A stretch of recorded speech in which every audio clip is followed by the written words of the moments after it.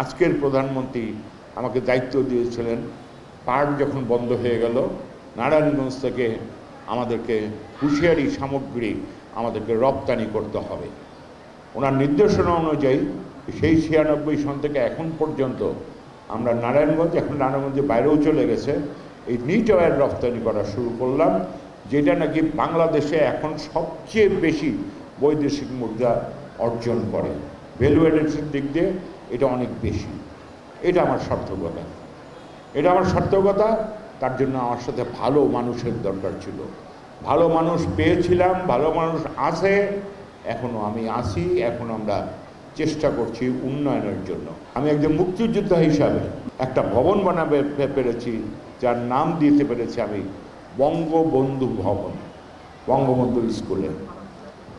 এরপরে মর্গেন স্কুলে একটা ভবন দিতে পেরেছি, তার নাম দেওয়া হয়েছে ফজিলুন্নেসা ভবন। তারপরে এই কলেজে আমরা নাম দিতে পেরেছি শেখ কামাল ভবন। আমার সহকর্মী আমার সাথে একসাথে লেখাপড়া করেছে শেখ জামাল, তার নামে জায়গা কিনে সম্পূর্ণ বিল্ডিং করে আমি শেখ জামাল নামে একটা ভবন করতে পেরেছি। কুড়ের পাড়ে স্কুল, সেটার মধ্যে আমি নাম যেহেতু পরিবর্তন করা যায় না, সেটার মধ্যে আমি একটা ভবন তৈরি করে দিচ্ছি, যার নাম হচ্ছে শেখ রাসেল ভবন। এরপরে আমার বাবার নামে, ভাইয়ের নামে, এমনকি আমার বউয়ের নামও বিল্ডিং করে দিয়েছি। আমি মনে করি আমার একটা সার্থকতা আছে।